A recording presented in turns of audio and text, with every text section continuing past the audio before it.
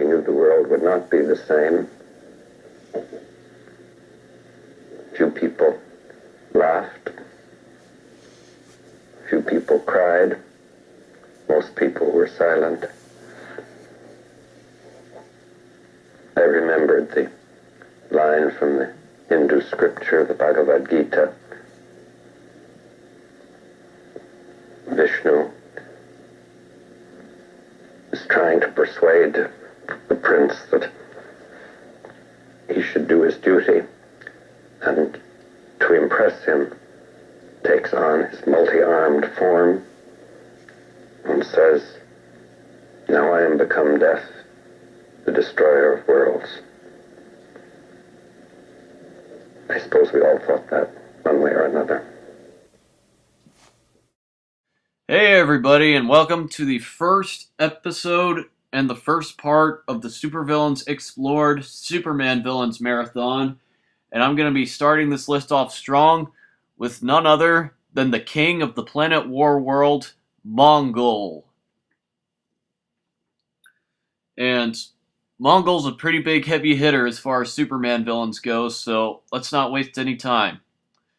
Mongul was first created by Len Wein and Jim Starlin in November of 1980. The name of the exact comic he first appeared in, I forget the name of, I apologize.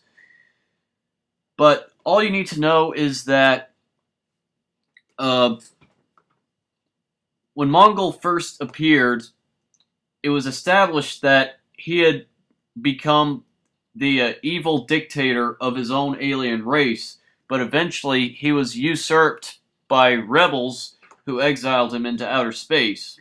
And when that happens, Mongul, who has an infinite lust for power, discovers a mechanical planet called Warworld that he needs the key for. So what he does is that he kidnaps 3 of Superman's supporting characters and best friends, Lois Lane, Jimmy Olsen, and Steve Lombard. And he forces Superman to find the key to the planet Warworld. But whenever Mongul assumes mental control over Warworld's controls, he attempts to destroy both Superman and Supergirl, but he's defeated in the fight, and supposedly Warworld ends up blowing up. But that wouldn't be the last of Mongul's pre-crisis exploits. The next plan and evil scheme that Mongul had up his sleeve was to conquer the planet Throne World, home to Prince Gavin, aka the superhero Starman. What Mongul does here is that he murders Gavin's sister, and he forces Gavin's love to marry him, all at the same while he takes control of Throne World's ultimate weapon, which is apparently a weapon that has the ability to destroy entire planets, and he threatens the populace of Throne World with that weapon if they wouldn't obey him and do whatever he wants. Why Throne World would have a weapon capable of destroying an entire planet just sitting there, I don't really know. But anyway, Superman and Starman arrive, they foil Mongul's plot, and they kick his ass again. And now Mongul is really pissed off at Superman, and he wants retribution. So what he does is that he finds and domesticates a monster called a Sun Eater that he decides to use to devour Earth's sun. This was before the modern age, people, so suspend some disbelief. But yeah, anyway, Superman enlists the help of the Justice League of America and the Legion of Superheroes to take Mongul down. But it was a pretty long and epic and difficult fight, to be sure.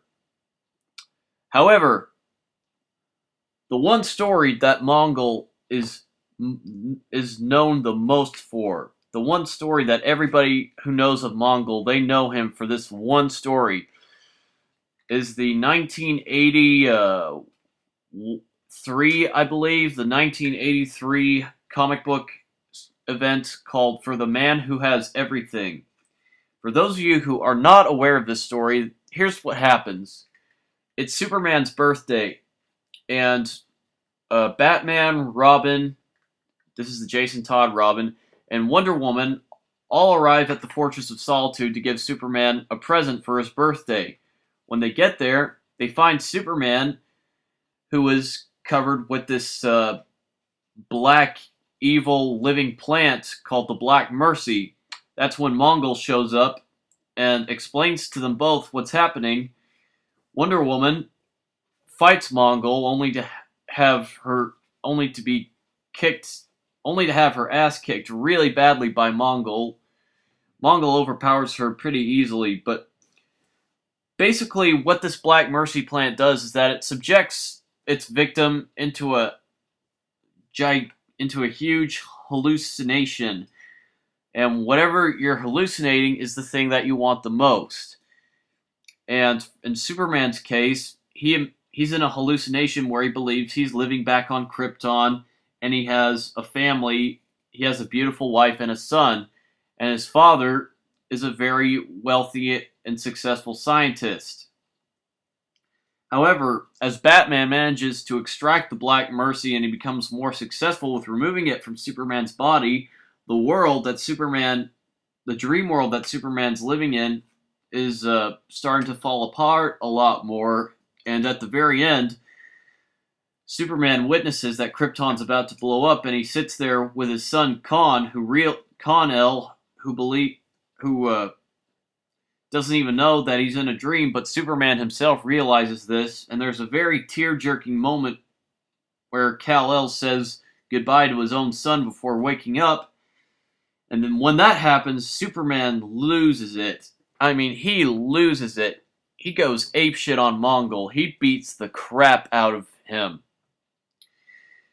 Now, you have to do a lot to get Superman that pissed off, and believe me, very few other villains have actually gotten Superman to this boiling point, other than, say, Darkseid.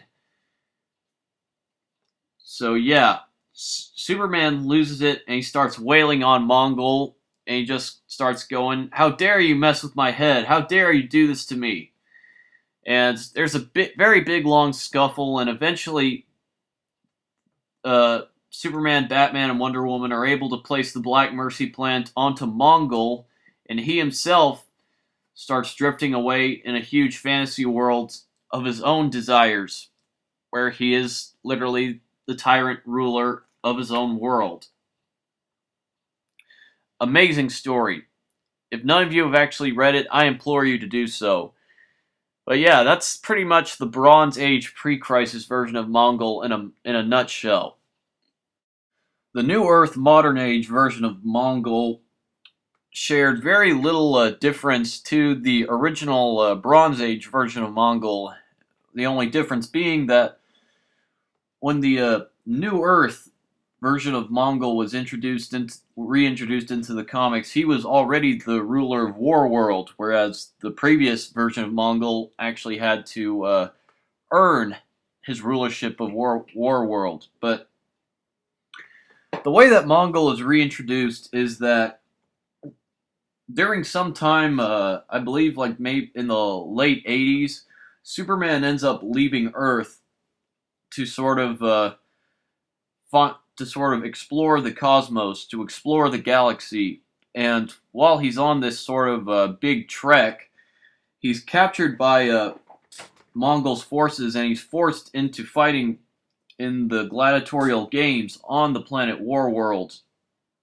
But Superman teams up with a highly popular alien warrior and the most powerful combatant in these games, a warrior named Draga. Superman and Draga join forces to overthrow Mongul and drive him out of Warworld. And couple years later, in retaliation, Mongul teams up with another Superman villain, Hank Henshaw, the cyborg Superman. And what Mongul and Henshaw end up doing is that they join forces and they destroy Coast City, the hometown of Hal Jordan, the Green Lantern. Eventually, Jordan and Superman team up to defeat Mongul and Hank Henshaw, but again at the cost of Coast City, which sort of inadvertently led to Hal Jordan becoming a power-hungry madman possessed by Parallax, but that's another story for another time. When Mongul was imprisoned, he broke out again and he fought a different Green Lantern, which was Kyle Rayner, but that didn't last very long since Kyle Rayner's power ring was immune to the color yellow, which Mongul found out the hard way and thus led to him being imprisoned again. The prison spaceship that Mongul is incarcerated on ends up crash landing on a distant alien planet. When this happens, Mongul is teleported to another alien planet whose inhabitants are afflicted by this mysterious virus. And of course, Mongul, being power hungry like he always is, he offers the villagers an ultimatum of sorts, where he says to them that either they let him rule over the planet and he lets them all live, or they end up dying and succumbing to the virus. They all, of course, choose death over Mongul ruling over them, minus 2 babies who are somehow immune to the virus. But I don't really know where that goes, so he does end up fighting the Flash on Earth. Somehow he ends up on Earth again, and the Flash that he fights is actually Wally West. And the fight between Mongul and Wally, it ends up with Mongul getting his ass handed to him in a pretty embarrassing display. Mongul really just has the floor wiped. Wally West just really wipes the floor with Mongul. It's actually kind of shocking how badly he loses. Later on, this version of Mongul, during the Underworld Unleashed storyline, Mongul is offered new enhanced powers by the demon Neron, but when Mongul refuses, he is killed by Neron, in the fact that Neron actually beats Mongul to death. And that is pretty much the end of this Mongul. There was a second Mongul, who happened to be the son of the original Mongul, whose also name was Mongul, so just for shits and giggles, I'll just refer to him as Mongul Jr. But anyways, during the Our Worlds at War storyline, where Imperiex Prime pretty much lays siege to the entire universe, Mongul Jr. actually sides with Superman and trains him in the ruthless art of alien warfare to try to take on Imperiex. Mongul Jr. is seemingly killed in a battle against Imperiex, but that would be sort of rectified during the Infinite Crisis event, where after the Justice League had suffered heavy casualties, Mongul would actually try to attack the Justice League Watchtower, but he's ultimately teleported to the homeworld of Mongul's alien race, along with his sister Mongul, and Mongul Jr. pretty much decides he doesn't like his sister, so he kills her by knocking her head off with his fist. Mongul would actually receive a yellow power ring via the Sinestro Corps by actually killing a member of the Sinestro Corps. And he does one thing that would definitely make his father proud, in the fact that he starts hunting down Sinestro Corps members and forcing them to serve him and to serve his crazy tyrannical regime. And those who refuse to serve him would actually be under attack by genetically enhanced Black Mercy plants, whereas instead of the original Black Mercy plants that actually made of their victims' greatest fantasies and desires come to life, it would actually enhance their greatest fears. So he starts sending Black Mercy seeds to all these different Sinestro Corps members' homeworlds, and he just goes crazy with power. But in a battle with several Green Lantern Corps members, Mongul is actually defeated by a tiny little insect-looking Green Lantern named Bzzd. I think that's how you say his name. And when this happens, Mongul Jr. is actually cast down to one of the planets that is populated by Black Mercy plants, and he's seemingly buried in soil. And he's supposedly being eaten up by all the Black Mercy plants. But because he's endlessly persistent, he escapes the planet and he goes back to his old conquering ways. Example, Mongul actually traveled to the planet Daxam and actually conquered the entire planet by himself in only a matter of days.